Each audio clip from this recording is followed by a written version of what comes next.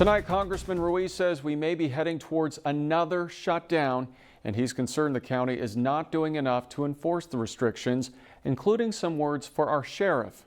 I spoke with the congressman earlier from his office in Washington, D.C. Congressman Ruiz, thanks for joining us. It's good to be here. You warned us that we could experience more shutdowns, and so far, there are some partial ones with indoor operations not being allowed in certain sectors. Are we on the way for more, for example, gyms and hotels? It's very difficult to predict, but because we're at record numbers of positive cases and we're at 98, 99% now ICU capacity, and we still have not seen the actions that we need from the county, I'm afraid that we might be going into that direction. What about schools reopening in the fall? Any Well, prediction? if we're definitely in a surge capacity, and if we have our occupancy at maximum in our hospitals, then it's going to be very difficult to encourage students to go back into school. Now, don't forget, right now, we have a reserve. We're only at 40% ventilator use, and there's more hospital beds that can be converted into an ICU. But that means that hospitals are going to have to shut down elective surgeries, they're going to have to shut down certain floors, and people won't get the care that otherwise they would need to in order to accommodate this surge. But it's not just a matter of the number of ICU beds or the number of ventilators. It's also about the number of personnel. So do they have enough respiratory techs to manage the ventilators? Do they have enough nurses and doctors who know how to take care of critically sick patients? And right now, what I'm hearing, Peter, from the hospitals and from CEOs and the doctors is that they're exhausted. They're fatigued. They are at 3 or 4 times more hospitalized patients than they were the first time around. And they know that the worst is yet to come. And when we have a cold season on top of a flu season, on top of the coronavirus, man, it's going to get really tough. And this weekend, 4th of July holiday weekend, a lot of people gathering and getting together in groups. Are you concerned that this is also going to be like Memorial Day weekend where there's going to be a surge after this? Yes. If you time 10 to 14 days prior to when this surge started, it falls directly on top of when the county rescinded the public health order of wearing a mask and therefore deferred to the state. And then if you move a little forward, what you next see is the phase 2 of opening happening.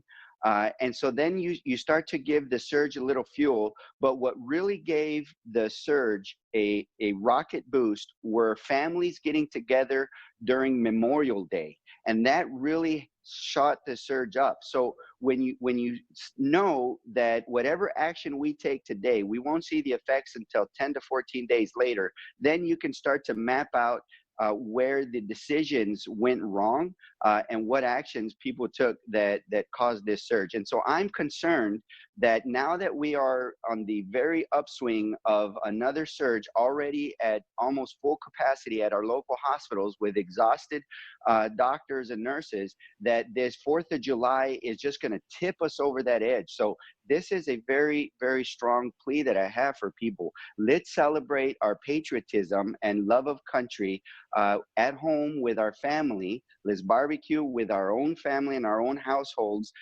and also show our love of country by showing our love of the people by wearing a mask. So the governor said that the state is stepping up its enforcement efforts.